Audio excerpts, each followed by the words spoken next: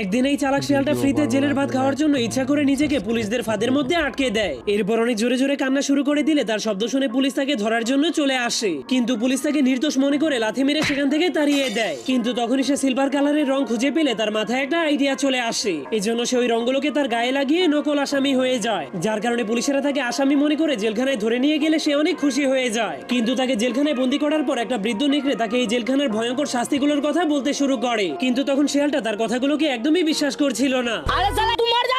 আমি বিশ্বাস করি না। এজন্য বৃদ্ধ নেকড়েটা সবাইকে বাঁচানোর জন্য লোহার মাধ্যমে চাবি বানিয়ে সবাইকে জেলখানা থেকে মুক্ত করে দেয়। কিন্তু সেই পাগল শিয়ালটা জেলের সরকারি খাবার খাওয়ার জন্য নিজেকে আবারও জেলখানার মধ্যে বন্দী করে দেয়। কিন্তু এরপর সে যখনই দেখতে পায় পুলিশেরা তাকে কুপিয়ে মারার জন্য ধারালো কুড়াল নিয়ে তার দিকে আসতে শুরু করেছে, তখন সে অনেক ভয় পেয়ে জেল থেকে পালাতে শুরু করে দেয়। তোরা কে কোনাস আমার বাসা? এই জন্য জেলার তাকে ধরার জন্য তার পিছনে অনেকগুলো ভয়ঙ্কর কুকুর লাগিয়ে দেয়। কিন্তু তখনই পানিতে নামার কারণে তার উপরে লাগানো নকল রংটা